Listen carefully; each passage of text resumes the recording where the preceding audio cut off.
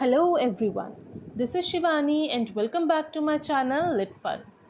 आज हम डिस्कस करेंगे फर्स्ट फ्लाइट बुक का second chapter Nelson Mandela a long walk to freedom. और आप समझ ही गए होंगे कि this time I will be explaining the chapter in Hindi, ताकि आप सब लोगों को बहुत ही ईजीली और बहुत ही अच्छे से समझ आ जाए। तो टाइम वेस्ट ना करते हुए चलिए स्टार्ट करते हैं। सबसे पहले हम चैप्टर के नेम के बारे में बात करते हैं, नेल्सन मंडेला। तो जाहिर सी बात है, ये चैप्टर नेल्सन मंडेला के बारे में है, जो कि साउथ अफ्रीका के फर्स्ट ब्लैक प्रेसिडेंट थे। लॉन्ग वॉक टू फ्रीडम उनकी ऑटोबायोग्राफी, उनकी जीवनी का नाम है। और ये जो चैप्टर हमारी बुक में है, ये उनकी ऑटोबायोग्राफी का एक छोटा सा पोर्शन है।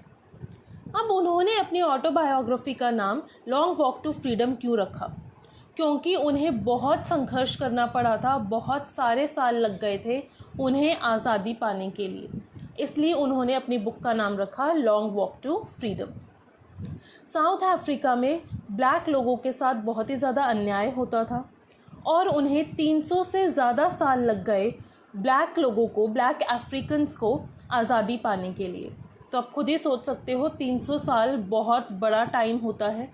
और नेल्सन मंडेला को 80 साल लगे फ़ाइट करने के लिए और फाइनली फ्रीडम पाने के लिए। तो इसीलिए उनका जो सफ़र था वो बहुत ही लंबा था। 80 साल छोटी बात नहीं होती, इसलिए उन्होंने अपनी बुक का नाम रखा a long walk to freedom. जैसा कि अभी हमने बात की कि साउथ अफ्रीका में ब्लैक लोगों के साथ बहुत अन्याय होता था, तो वो अन्याय क्यों होता था, उसको क्या कहते थे? उसको हम कहते हैं अपार्थीड। अपार्थीड मतलब रेशियल डिस्क्रिमिनेशन। रेशियल डिस्क्रिमिनेशन का क्या मतलब है? डिस्क्रिमिनेशन मतलब भेदभाव, और रेशियल मतलब रंगों के ऊपर भेदभाव। तो काले और गोरे के भेद को हम रेशियल डिस्क्रिमिनेशन या अपार्थीड कहते हैं। तो वहाँ पर भी काले लोगों को कम समझा जाता था और गोरे लोगों को ज़्यादा समझा जाता था। काले लोगों का कोई मान सम्मान नहीं था, उनके कोई अधिकार नहीं थे, कोई राइट्स नहीं थे, कोई रिस्पेक्ट नहीं थी, और उन लोगों के साथ बहुत ही बुरा बर्ताव किया जाता था। आइए अब और थोड़ा अच्छे से समझते हैं कि नेल्सन मंडेला कौन थे और वो कैसी हस्ती थे। तो नेल्सन मंडेला जो है अफ्रीकन नेशनल कांग्रेस के एक मेंबर थे। जैसे हमारे यहाँ पर कांग्रेस बीजेपी की पार्टीज़ हैं, वैसे ही साउथ अफ्रीका में अफ्रीकन नेशनल कांग्रेस थी, जिसके नेल्सन मंडेला सदस्य थे। उन्होंने ब्लैक्स के इक्वल राइट्स के लिए लड़ाई लड़ी, मतलब कि काले लोगों को भी उतने ही अधिकार मिलने चाहिए जितने कि गोरे लोगों को। इसके लिए उन्होंने लड़ाई लड़ी। अभी हमने देखा ही था कि उन्होंने अपने जीवन के 80 साल इसी लड़ाई में बिता दिए, और इस लड़ाई के चलते उन्हें 30 साल जेल में भी बिताने पड़े थे। ही स्पेंट 30 years इन प्रिजन। और इतनी सब लंबी लड़ाई के बाद, 30 साल जेल में बिताने के बाद, वो फाइनली पहले ब्लैक प्रेसिडेंट बने साउथ अफ्रीका के। तो पहले तो साउथ अफ्रीका में ब्लैक लोगों के कोई अधिकार ही नहीं थे। ये पहली बार हुआ था जब कोई ब्लैक आदमी पूरे देश का प्रेसिडेंट बना था। इसलिए नेल्सन मंडेला बहुत ज़्यादा इम्पॉर्टेंट फिगर है हमारी हिस्ट्री में। अब शुरू हो जाता है सही मायनों में हमारी फर्स्ट फ्लाइट बुक का चैप्टर। अब जब वो प्रेसिडेंट बन गए तो उनकी इनॉग्रेशन सेरेमनी होगी, यानी ओथ सेरेमनी होगी, जहाँ पर वो स्पीच देंगे और शपथ लेंगे as first black president of South Africa. तो आइए देखते हैं कि वो क्या कहते हैं और आगे क्या होता है। ये कुछ पॉइंट्स हैं जो आपको याद रखने हैं। जो नेल्सन मंडेला की इनॉग्रेशन सेरेमनी थी वो सबसे पहले कब हुई? तो डेट आपको याद रखनी है 10 मई 1994। वेन्यू मतलब वो कहाँ पर हुई थी? तो वेन्यू था उनका यूनियन बिल्डिंग एम्फीथिएटर इन प्रिटोरिया। प्रिटोरिया जगह का नाम है, और प्रिटोरिया में एक यूनियन बिल्डिंग है। जैसे आपके दिल्ली में आपका स्कूल है, वैसे ही वहाँ प्रिटोरिया में यूनियन बिल्डिंग है जहाँ पर इनॉग्रेशन सेरेमनी हुई थी।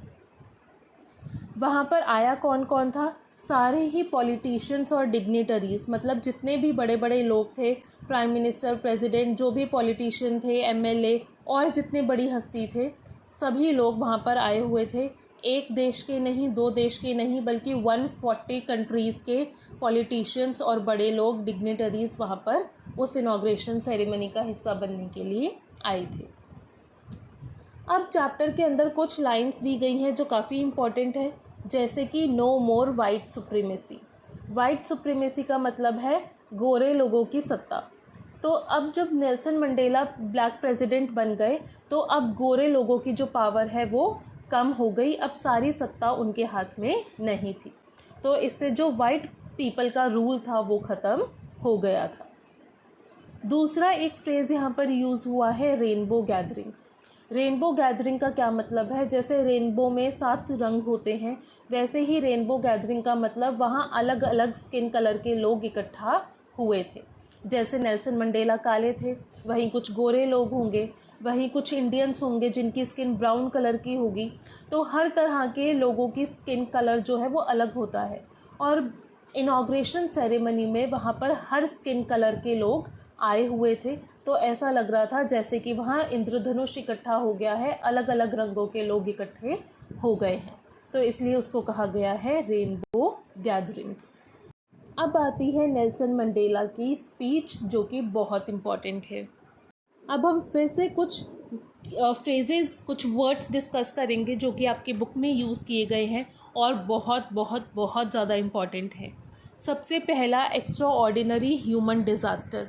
इसका क्या मतलब है? डिज़ास्टर होता है कुछ तूफ़ान, कुछ बुरा होना।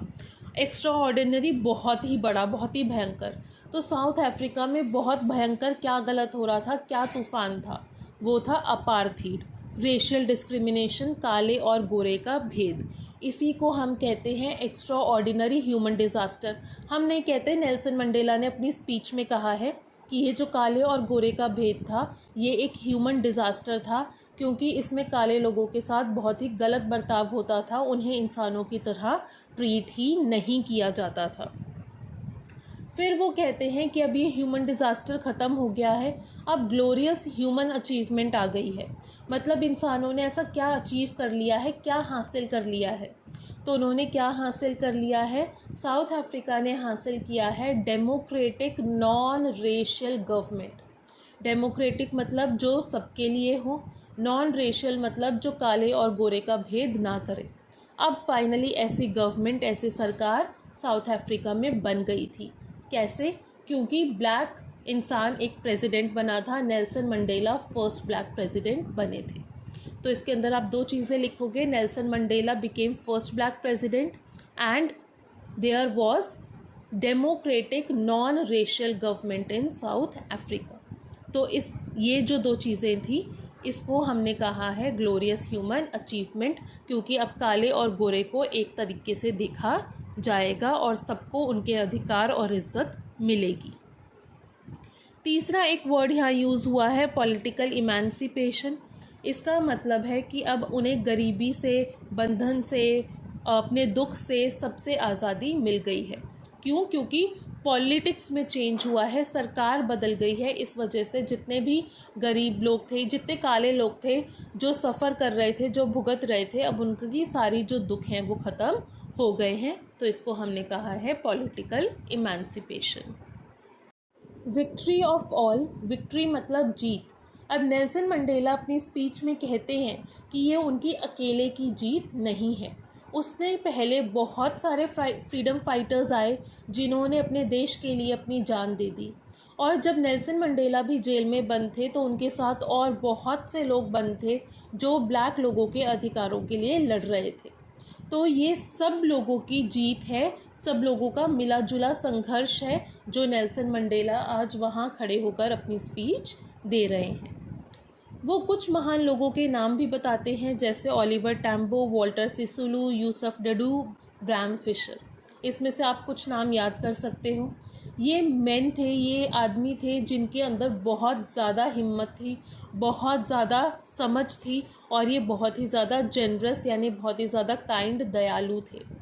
वो कहते हैं कि जब वो जेल में बंद थे तो उनके ऊपर इतने अत्याचार होते थे, लेकिन जब वो अपने साथियों को देखते थे जो इतने अत्याचार सहने के बाद भी मजबूती से डटे रहे, लड़ते रहे, तो उन्हें देखकर नेल्सन मंडेला को भी हिम्मत मिली। इसीलिए वो कहते हैं कि depths of operation create such Heights of character. Depths of operation मतलब आपको कितना ज़्यादा दबाया जा रहा है, कितना ज़्यादा अत्याचार हो रहा है। तो शायद क्योंकि उन पर इतना अत्याचार हो रहा था, यहीं से उन्हें हिम्मत मिली कि इससे ज़्यादा तो कुछ बुरा हो ही नहीं सकता और अब हमें हार नहीं माननी है, हमें लड़ना है और जो हमारे साथ हुआ वो किसी और के साथ नहीं होना चाहिए। तो हमें हमारे जैसे लोगों के लिए, हमारे देश के लिए लड़ना है और आज़ादी पानी है। तो इसी ऑपरेशन ने उनको इतना महान बनाया, उनको इतनी हिम्मत दी कि वो अपने देश के लिए, अपने जैसे लोगों के लिए आगे लड़ सकें, उनके लिए बराबर के अधिकार मांग सकें। तो ये इतने जो महानता होती है, इसी को उन्होंने कहा है सच हाइट्स ऑफ कैरेक्टर। तो कभी कभी जब हम मुश्किलों का सामना करते हैं तभी हमारे अंदर इतनी हिम्मत आती है, तभी हमें पता चलता है कि हम कितना कुछ हासिल कर सकते हैं और तभी हम और ज़्यादा स्ट्रॉन्ग और ज़्यादा मजबूत होते हैं और कुछ बहुत ही बड़ा काम कर जाते हैं। Next, very very important, Nelson Mandela के अकॉर्डिंग करेज क्या है, हिम्मत क्या है। तो वो कहते हैं courage was not the absence of fear but the triumph over it. कि करेज का मतलब ये नहीं है कि आपको डर ना लगे, ऐसा नहीं है। नेल्सन मंडेला को कभी डर नहीं लगा, लेकिन उन्होंने डर से हार नहीं मानी, उन्होंने डर का सामना किया, उसको ओवरकम किया, डर के ऊपर जीत पाई। ट्रायम्फ मतलब जीत, उन्होंने डर के ऊपर जीत पाई और इसी को कहते हैं हिम्मत। ठीक है, जैसे वो ऐड है ना शायद माउंटेन ड्यू की, डर के आगे जीत है, बस वही वाली बात है कि डर सबको लगता है, लेकिन जो डर के आगे चला जाता है, डर के ऊपर जीत पा लेता है, वही इंसान सही मायनों में हिम्मती होता है और उसी को हम करेज कहते हैं, उसी को हिम्मत कहते हैं। ये question exam point of view से भी बहुत इम्पॉर्टेंट है। फिर उन्होंने एक और बहुत ही अच्छी बात की है कि जो इंसान है उसके लिए प्यार करना बहुत ज़्यादा नेचुरल है। जब बच्चा पैदा होता है तो वो लव के साथ पैदा होता है। अगर कोई भी उस बच्चे को स्माइल के साथ अपनी गोद में उठाना चाहता है तो वो बच्चा खुशी खुशी उसके पास चला जाता है। वो नहीं देखता कि ये काला है, गोरा है, रिच है, पुअर है, कुछ नहीं देखता। लेकिन जब जैसे जैसे वो बड़ा होता है, धीरे धीरे सोसाइटी में रहकर वो ये भेदभाव सीखता है, वो नफ़रत करना सीखता है। तो अगर इंसान नफ़रत करना सीख सकता है तो वो प्यार करना भी सीख सकता है, क्योंकि प्यार तो उसको नेचुरली आता है, वो प्यार के साथ ही पैदा होता है। और एक चीज़ उन्होंने कही थी, last line, man's goodness is a flame that can be hidden but never extinguished. कि एक जो अच्छाई होती है वो उस आग की तरह है जो छुप तो सकती है लेकिन एक्सटिंग्विश्ड कभी बुझ नहीं सकती। तो वो बताते हैं कि जब जेल में उनको टॉर्चर किया जाता था, उन पर अत्याचार होता था, तो जो इंसान उनको टॉर्चर कर रहा होता था, उन्हें मार पीट रहा होता था, उनकी आंखों में भी कहीं ना कहीं एक सेकंड के लिए नेल्सन मंडेला को दुख दिखता था। उन्हें भी मारते हुए बुरा लगता था कि ये हम क्या कर रहे हैं, पर उनको ऐसे ऑर्डर्स दिए जाते थे। तो वो बस जो एक सेकंड का जो दुख उनकी आंखों में होकर गुजरता था, जो वो एक सेकंड का दर्द उनके चेहरे पर झलकता था, बस वही नेल्सन मंडेला के लिए काफ़ी होता था, उन्हें ये विश्वास दिलाने के लिए कि हर इंसान में कहीं ना कहीं कोई ना कोई अच्छाई होती है, कोई भी इंसान पूरी तरीके से बुरा नहीं होता। उसके बाद नेल्सन मंडेला बात करते हैं अ मैन्स ट्विन्स ऑब्लिगेशंस। ये भी बहुत ही ज़्यादा इम्पॉर्टेंट क्वेश्चन है। ट्विन मतलब दो और ऑब्लिगेशन मतलब ड्यूटी। ठीक है, तो नेल्सन मंडेला कहते हैं हर इंसान की दो ड्यूटीज़ होती हैं। पहली ड्यूटी होती है उनकी फैमिली की तरफ, फैमिली में उनके पेरेंट्स, वाइफ, चिल्ड्रन सब आ गए, और दूसरी ड्यूटी होती है उनकी कंट्री की तरफ, उनके देश के लोगों की तरफ। लेकिन साउथ अफ्रीका जैसे देश में जहाँ ब्लैक लोगों के पास कोई अधिकार नहीं थे, वहाँ एक इंसान कभी भी अपनी दोनों ड्यूटीज़ नहीं निभा पाता था। नेल्सन मंडेला को भी छुप छुप कर रहना पड़ा क्योंकि वो अपने देश के लिए लड़ रहे थे। फिर 30 साल उन्हें जेल में बिताने पड़े अपने परिवार से दूर। तो इस सब के चलते वो कभी भी अपनी फैमिली की तरफ जो उनकी ड्यूटी बनती थी उसको कभी भी वो पूरी तरीके से नहीं निभा पाए। Next question comes, what is freedom, आज़ादी क्या है। हम जैसे जैसे बड़े होते हैं वैसे वैसे हमारी समझ बदलती जाती है और चीज़ों का मतलब हमारे लिए चेंज होता जाता है। वैसे ही कुछ नेल्सन मंडेला के साथ हुआ। जब नेल्सन मंडेला बच्चे थे तो उनके लिए आज़ादी का मतलब फील्ड्स में, मैदानों में भागना, स्विमिंग करना, जो मन चाहे वो खाना और खेलना कूदना, यही सब फ्रीडम का मतलब था।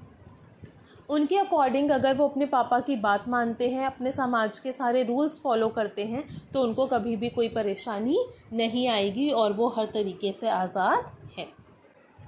जब वो स्टूडेंट बने और पढ़ने लगे, तब उनके लिए फ्रीडम का मतलब चेंज हो गया। फिर उन्हें अपने लिए, सिर्फ अपने लिए आज़ादी चाहिए थी। किस चीज़ की आज़ादी? बाहर घूमने फिरने की, रात को लेट तक घर से बाहर रहने की, अपना जो मन चाहे वो पढ़ने की, और यही सारी चीज़ें उनको चाहिए थी, यही आज़ादी उन्हें चाहिए थी। इस आज़ादी को हम ट्रांजिटरी फ्रीडम भी कहते हैं, यानी टेम्प्ररी फ्रीडम। तो क्योंकि आपको घर से अगर लेट नाइट तक बाहर रहना है, तो कितने देर बाहर रहना है? एक रात बाहर रह लोगे, 2 रात बाहर रह लोगे, ये बहुत ही छोटे समय के लिए फ्रीडम होती है। तो जब वो स्टूडेंट थे, तब उनको ये टेम्प्ररी फ्रीडम्स ही चाहिए थी। फिर जब वो बड़े हुए, एडल्ट हो गए, मैनहुड में आ गए, तब उनके लिए आज़ादी का मतलब बदल गया। अब उन्हें ये छोटी मोटी टेम्प्ररी फ्रीडम नहीं चाहिए थी, उन्हें परमानेंट फ्रीडम चाहिए थी, बड़ी आज़ादी चाहिए थी। आज़ादी अपना जो मन चाहे वो करियर बनाने की, वो काम करने की, पैसे कमाने की, शादी करके एक घर बसाने की, ये सारी आज़ादियाँ उन्हें चाहिए थी। उन्हें रिस्पेक्ट चाहिए थी। और बाद में उन्हें रियलाइज़ हुआ कि वो अकेले नहीं हैं जिनके पास ये आज़ादी नहीं है, बल्कि उनके जैसे सारे ही ब्लैक लोग गुलामी में जी रहे हैं और किसी के पास भी आज़ादी नहीं है। फिर उनका जो पर्सपेक्टिव है वो चेंज हुआ। अब उन्हें सिर्फ अपने लिए फ्रीडम नहीं चाहिए थी, बल्कि अपने जैसे सभी लोगों के लिए, साउथ अफ्रीका के सभी ब्लैक लोगों के लिए फ्रीडम चाहिए थी। अब जब उन्होंने इतनी लड़ाइयाँ लड़ी, तो जाहिर सी बात है उनके अंदर बहुत सारे चेंजेस भी आए, रिफॉर्मेशन हुआ। कैसे? पहले वो डरे डरे रहते थे, he was a frightened young man, लेकिन इतना लड़ने के बाद, इतना सब कुछ सहने के बाद, वो एक बहुत ही मजबूत, एक बहुत ही बोल्ड इंसान हो गए। पहले वो एक अटर्नी थे, एक तरह से लॉयर थे जो सारे कानून को फॉलो करता था, लेकिन बाद में वो एक क्रिमिनल बन गए। क्रिमिनल मतलब उन्होंने कोई चोरी नहीं की, किसी का खून नहीं किया, लेकिन जब उन्होंने अपने हक के लिए आवाज़ उठाई, जब उन्होंने ब्लैक लोगों के अधिकार मांगे, तो वो एक तरह से सरकार के खिलाफ चले गए, क्योंकि सरकार वाइट लोगों की थी और वाइट लोग नहीं चाहते थे कि ब्लैक लोगों के पास कोई भी अधिकार हो। तो जब उन्होंने अपने अधिकार मांगे, तो वो अपने आप ही सरकार के खिलाफ हो गए और उनको क्रिमिनल कहा जाने लगा। वो फैमिली से बहुत ज़्यादा प्यार करते थे और एक घर गृहस्थी वाला इंसान जो है, वो ऐसा इंसान हो गया जिसका कोई घर ही नहीं बचा, क्योंकि जैसे मैंने अभी बताया था, उन्हें छुप छुप कर रहना पड़ा, जेल में रहना पड़ा, उनका घर परिवार सब उनसे दूर हो गया। तो इसीलिए उनको लाइफ बहुत जीना उनको पसंद था, उनको घूमना पसंद था, पढ़ना पसंद था, लेकिन ये सारी चीज़ें उनसे छूट गई और वो एक मंक, एक साधु की तरह रहने लगे, जिनके लाइफ में कोई भी इंजॉयमेंट, कोई भी फ़न, कोई भी मस्ती नहीं थी। तो सैक्रिफाइस तो हमें करना ही पड़ता है, अगर हमें कुछ भी बड़ा पाना है तो सैक्रिफाइस करना पड़ता है। और नेल्सन मंडेला ने भी बहुत सारे सैक्रिफाइसेस किए, अपने जीवन के बहुत ही प्रेशियस, बहुत ही कीमती साल उन्होंने बर्बाद कर दिए, लेकिन उनके संघर्ष के कारण ही आज साउथ अफ्रीका में ब्लैक लोग इज़्ज़त से और सुकून से जी पा रहे हैं। Last, idea of oppressor and oppressed. Oppressor मतलब दबाने वाला, जैसे कि वाइट लोग, और ऑप्रेस्ड, ईडी, मतलब दबने वाला, जैसे कि ब्लैक लोग। तब नेल्सन मंडेला इनके बारे में क्या सोचते हैं? नेल्सन मंडेला कहते हैं कि एक इंसान जो दूसरे इंसान की आज़ादी छीन लेता है, वो खुद भी कभी आज़ाद नहीं हो सकता। क्यों? क्योंकि वो भेदभाव की जंजीरों में जकड़ा हुआ है, छोटी सोच का शिकार है, वो उसे उठकर कभी देख ही नहीं पा रहा है, तो इसलिए वो भी उतना ही ज़्यादा बंधा हुआ है जितना कि ऑप्रेस्ड, जितना कि ब्लैक लोग। तो नेल्सन मंडेला के अकॉर्डिंग ना तो वाइट लोग आज़ाद हैं, ना ही ब्लैक लोग। ब्लैक लोगों की तो आज़ादी छीन ही रखी है, और क्योंकि वाइट लोग, उनकी सोच इतनी छोटी है और इतना ज़्यादा वो भेदभाव की जंजीरों में जकड़े हुए हैं कि वो भी आज़ाद नहीं है। और वो कहते हैं कि जो ऑप्रेसर और ऑप्रेस्ड है उन दोनों की ही इंसानियत जो है वो छीन ली जाती है।